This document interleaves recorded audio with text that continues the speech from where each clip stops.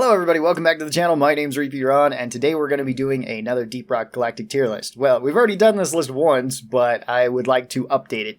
I did a list like this earlier this year, but my opinion has changed on the various throwables in Deep Rock. I guess you could call them grenades. Most of them are grenades, but not necessarily all of them, so I'm going to just say throwables.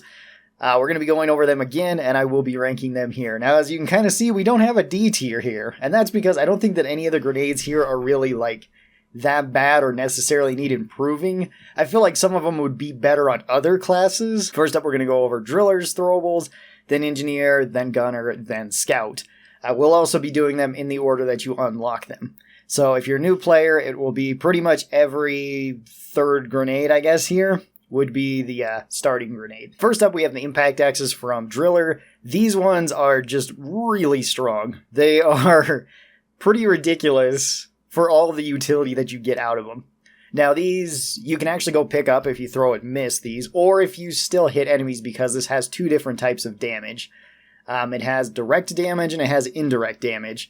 The direct damage is obviously when the axe actually hits something, but it does indirect damage after that, dealing damage around it. So if you throw this directly underneath something or just to the side of something, and it's in very close proximity but not quite hitting it, it will technically hit the enemy because it does the damage, and then you can go pick up your axe. It's incredibly hard to do this, though, at least consistently. It's usually after a big fight that this was apparent, where you've seen a few axes and you were pretty sure that you hit all your axes or hit most of your axes, and then you're going and picking up the axes that you didn't throw. Since you can pick them up, a really good technique that you can do with this with resupplies is see how many that you have. You can hold up to 8 of these and you get 4 back with every resupply. If you're over 4 of them, you can just throw them into the ground right next to the resupply, or throw them into a wall nearby, whatever it might be. Get your resupply, and then those axes will still be there all throughout the mission. So you can go and pick them up whenever you need them. This is really helpful on Dreadnought missions, because then you're not wasting your axes, and axes do really high damage. They also count as melee damage. So this works with the perk Vampire. So if you hit anything from a distance and kill it with this, at least anything large, like a Grunt or a Praetorian, you will get health back from it, which makes them even more useful. And that's also one of the reasons why the Vampire perk is so good with Driller. You can also use these for tons of utility.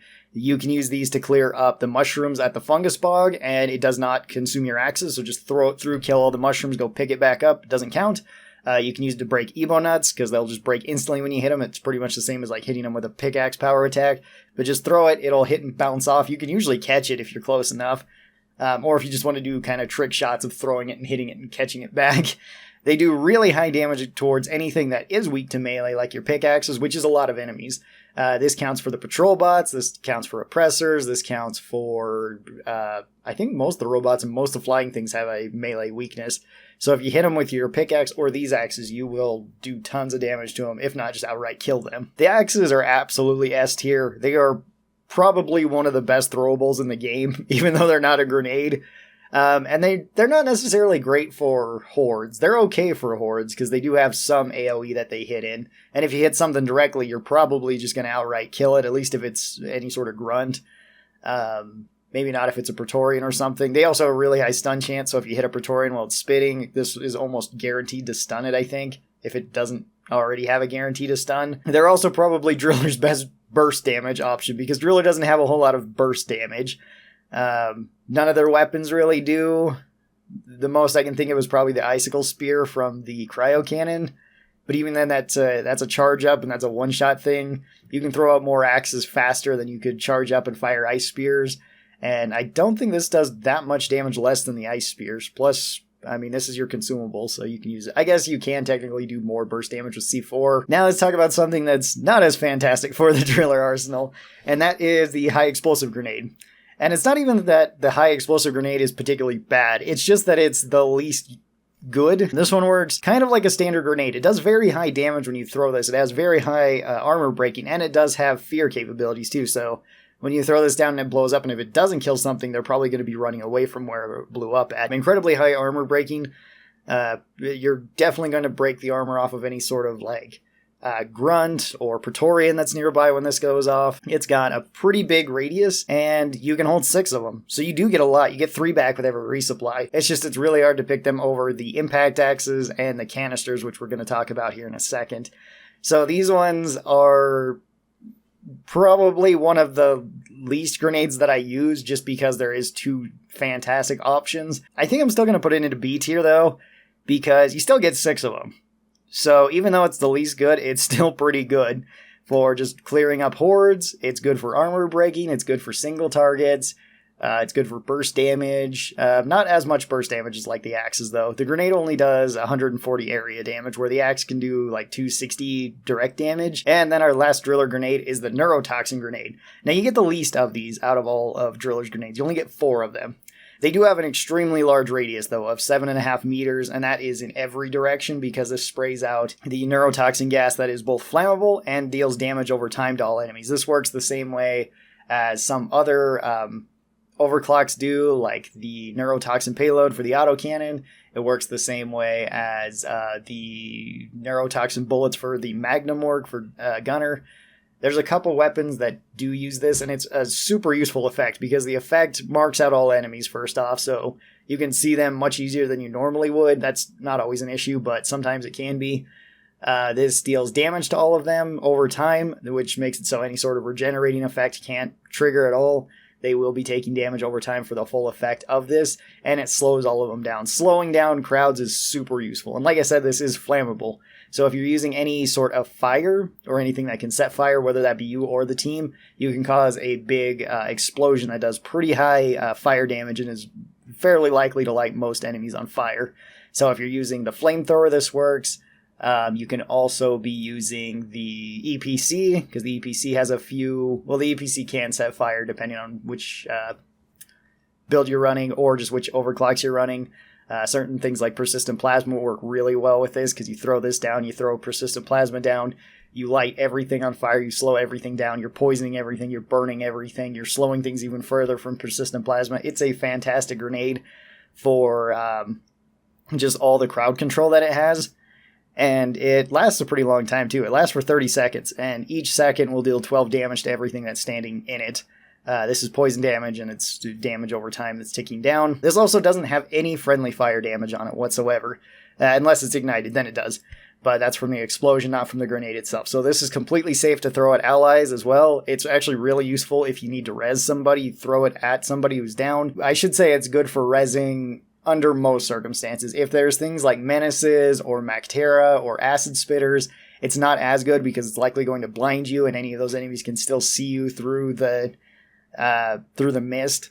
And in certain areas, it's not great. You should probably never throw more than one of these out at a time too, because it's very likely to blind your team, which can be really bad if there is something like a Mactera swarm that's inside the mist somewhere and potentially just gonna shoot somebody and kill them. So this one, very strong. If you held more of it, it would probably be S tier in my opinion. It's still really strong, and I can see people saying that it is S tier, but I'm gonna put it into A tier right now.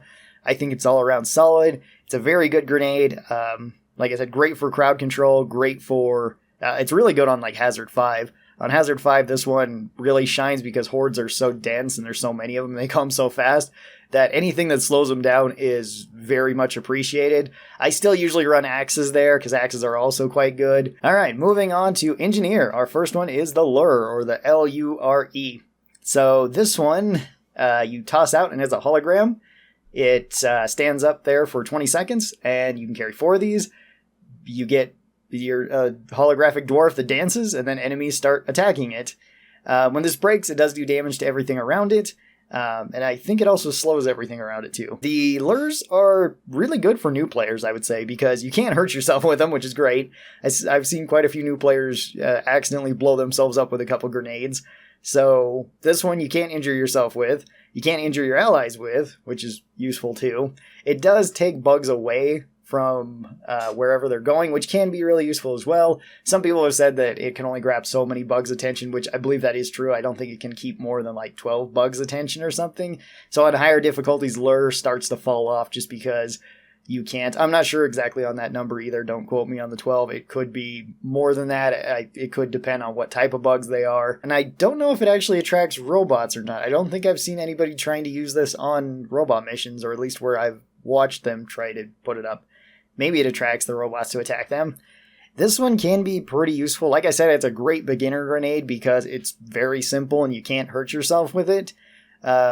but on the later waves it does start to fall off. So I think I'd put this into B tier. Still useful, still good. I mean, it's great when you have things like Praetorians going to attack them rather than coming to attack you, especially on something like an escort mission where you're trying to keep them away from Dottie as much as possible. I have the wiki pulled up here. It tells me that there can be a maximum of 10 enemies that can fall for a single lure at once.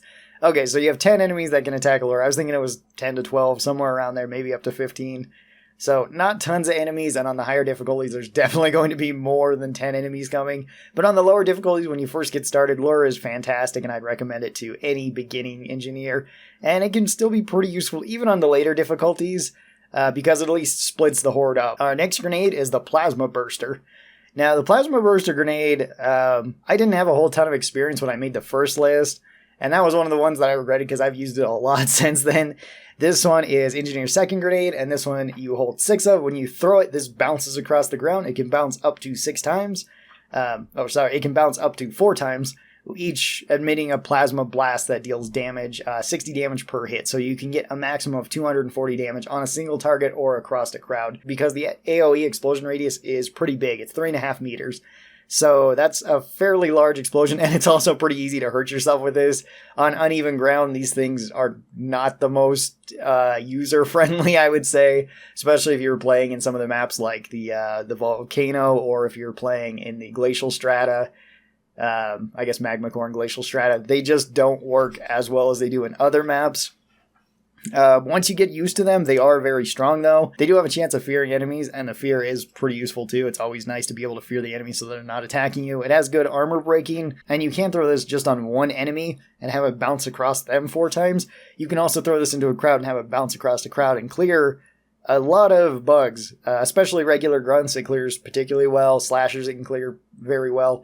Guards, kind of. It depends. It has decent armor breaking, and it does do good damage, so if you hit one directly, it'll probably kill them. But if they're kind of throughout the crowd, you're still probably going to have to clean them up afterwards. Still, 6 of these grenades, fear enemies, good damage, good armor breaking. Kind of tricky to get to use, because you do have to kind of learn how to bounce them. So they're not super beginner friendly, I would say. Try them out and kind of get used to them. I think I'm going to put these into S tier. It's either S tier or A tier. They're very good. They're one of the two. It's kind of the same as the neurotoxin grenade. And then our last grenade is the proximity mines for engineer. This one's really cool. This one's another very beginner friendly, or can be beginner friendly grenade, depending on how it's used. Because this one you just toss on the ground or on the walls or ceilings, wherever you want to throw it. It takes a second to set up, and then it explodes, dealing damage. You can pick up your proximity grenades, though, if they have not gone off. If they've gone off even once, though, you cannot pick them up. So, you also have to pick them up in a certain amount of time, too, because if they sit on the ground for too long, they will just explode and be gone. These are great for any sort of holdout missions. These are fantastic on escort missions and on salvage missions. On other missions, like Dreadnought missions, they're actually pretty decent. But on any sort of mission where it's like a mining mission or an egg hunt mission, they're just kind of okay. They're not always the best. They require time to set up. These do have a moderate fear factor on them, so they can fear enemies, but it's not guaranteed. These also do fairly decent damage, which includes damage to teammates. It's not too uncommon to see people blow themselves up with these. Also, for newer players, you're definitely going to want to put them further out than you think. Because if you throw them near an area where you're trying to defend, you're just making it harder on yourself and your team, because they're likely getting the proximity mines to go off and hurt teammates. So make sure they're outside of wherever you're trying to fight, at least hold the area or so. Make sure they're out there. You do only get 4 of them, so you don't get as many. Last time I said these were like S tier, and I don't think so anymore. They're still good. They're still useful, especially on those particular missions. Then maybe they are S tier for like holdout missions. But for every other mission, they're just kind of okay. So I'm going to put these ones, I think, into A tier because of how well they do on certain missions. But on other missions, they'd probably be like B or C tier. All right, then we move on to Gunner's Throwables. And Gunner's Throwables are pretty much the most straightforward out of all the throwables, I think, overall. First up, we got the Sticky Grenade. Sticky Grenade, you just chuck it at an enemy. It sticks. It can stick to the ground or to an enemy. It has a very high fear factor, pretty much guaranteed when you actually stick something with the grenade. Then it explodes, dealing damage. It does very high damage to whatever it's stuck to. And it has pretty good armor breaking. You get 6 of these. It does have a fairly small explosion radius, so it's not necessarily the best for crowds. It's also not necessarily the best for single targets because it's not the most damaging grenade out of all of them. It's all around a pretty decent grenade, I would say, but it's one of the least flashy grenades. For gunner, I think I'd put this one... I think I'm just going to put it into B tier. I'm never disappointed with the sticky grenade, but I'm also never wowed by the sticky grenade either. You know, the coolest thing you can do is kind of just throw this at a grabber as it goes by and watch it fly off and explode, and that's about it. So you can't do anything super fun with it. It doesn't give you any more utility. It's just an all-around good grenade. Alright, then we've got the incendiary grenade, which the incendiary grenade is pretty cool too. The incendiary grenade pretty much acts like a Molotov. You chuck it on the ground, it bursts into flames, it lights everything on fire, and it sits on fire for a little while. This does have an explosion, which does do a little bit of damage, but it's a fairly small explosion unless you hit something directly with it. The main damage that you're going to be dealing is the fire over time. Now this one did get better with the new update, with the new primary weapons, particularly if you have a driller running the corrosive sludge pump. Because the corrosive sludge pump, all the sludge is flammable. So when it's on the ground, if you have a driller running the disperser compound overclock, which makes it so you have more puddles and bigger puddles, you can really cover an area, and once there's a horde that comes through that area and just gets slowed down so much by that, throw the grenade in there and you just melt the horde in like just a few seconds. It's surprisingly ammo efficient. You can only carry 4 of these, which isn't really the best. I wish you could carry more of them. They do work really well for crowds. They work really well for swarmers. They don't really work well for things like MacTerra, just because you can hit the MacTerra directly with these, but it's very difficult to do that, and the fire's not likely to spread to them unless you're inside of a tight tunnel system or something. They're also not great against big enemies unless you're just trying to build up the heat meter so that you can light something on fire. So I think these are probably the grenades I run the most with Gunner, even though Gunner doesn't necessarily need any more crowd control. Their primaries take care of that very well. You can run it particularly with volatile bullets, and it works really well. You can go full fire build with Gunner, and that is pretty fun. I think I'm going to put this one on the low end to A tier. I honestly don't think it's as good as these two. These two just seem better to me. And I might change the places of some of these around at the end of this, just kind of looking at where they are. And then our last Gunner grenade is the cluster grenade. Now this one is probably the most fun grenade. However, I don't know if it's necessarily the best grenade, especially on low gravity. On low gravity, this one can be really hit or miss at times. So this one, you toss your grenade out, it then explodes, and then it explodes into more little bomblets that explode. So you're covering a pretty large area with this. This does the least amount of explosion damage out of any of the Gunner grenades that we've talked about, at least per explosion, but you get more explosions. There's also a pretty high chance that you'll stun enemies with this one, and you can carry 4 of these, just like you can with the incendiary grenade. These are also very easy to blow yourself up with and to blow your teammates up with. I have seen quite a few people die trying to use this, which is kind of entertaining, but also not always the best. Like I said, on low gravity, this one's not really the best because even though you're throwing the grenade out and it's exploding, the bomblets go even further than they normally would because gravity affects them less. So your radius is much larger, but it's far less consistent and far more likely to hit your teammates. That's usually not a problem because low gravity is kind of one of the better things to get on a map. So dealing friendly damage isn't such a big deal, but it is something to kind of consider when that is around. This one I think I'd probably also put up into the B tier along with the sticky grenade. I feel about the same way for both of them. The sticky grenade's better for single targets. The cluster bomb's better for multiple targets. Both kind of have their drawbacks. They are very fun to use, but I don't know. I think I just put them there. Up next, we have the Scouts grenades, and our first one is the IFG, the Inhibitor Filled Generator. This one is a great grenade for beginners, at least that understand what it's doing. I have had people ask me, what the heck does the IFG do? Because they throw it down and it doesn't seem to do anything. This one slows down everything that walks into it, besides you and friendlies. This also is considered the electric status effect on any enemy. Even though the enemies don't take damage from it, it is still that, so any guns that get bonuses from an electrified enemy will get a bonus here. So like the Zhukovs have a tier 5 mod that gives them more damage. So if you throw this on something, you will be getting that extra damage when something's electrified. This does count. You get 6 of these. They're very good for kind of softening up hordes, but not in a direct way. Kind of in an indirect way so that your team can focus them. Or if you're trying to res somebody, they can be really useful. They're really good for applying status effects. They're very good if you want to run like aggressive venting on the Drac to where you can throw this down and then use that to overheat and deal damage to everything around you as well as slow it down. There's a couple very unique ways that you can use the IFG. And once you have kind of learned how it works, it's pretty good overall, I would say. I'm going to put this one up into A tier. Yeah, I think right there. All right, up next we have the Cryo Grenade, which the Cryo Grenade is a really fun grenade. This one, you get 4 of these. When you throw it out, it takes a second to go off, and then it pretty much freezes anything that you hit. There's only a few things that it won't freeze with a single grenade. Those being like detonators, oppressors. At least I don't think it freezes an oppressor with 1 grenade. I think you need 2. It doesn't freeze dreadnoughts either, unless they've already been partially frozen by like a cryo cannon or something like that. So you can freeze all enemies. Frozen enemies take more damage, and frozen enemies can't fight back, which are 2 really big things. You can freeze yourself with this, which isn't great, because if you do freeze yourself, you have to wiggle out, but you don't take any damage from it. Same goes with teammates. If you freeze them, they don't take any direct damage from the cryo grenade itself. This doesn't deal damage to anything that it doesn't just instantly kill either. So anything like grunts, Praetorians, anything like that, they're still going to be fine. So you do need to kill them while they're frozen, or at least get away from them while they're frozen.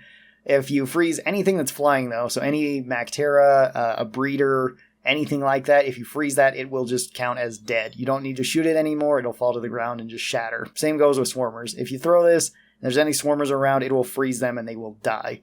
So it has a lot of utility with that. It's great for taking out breeders. It's great for taking out detonators, because if you freeze them and then kill them, they don't make the big explosion. They still kind of blow up, but not really. It's just more of a concussive knockback. You can freeze things like nexuses and kill them very fast.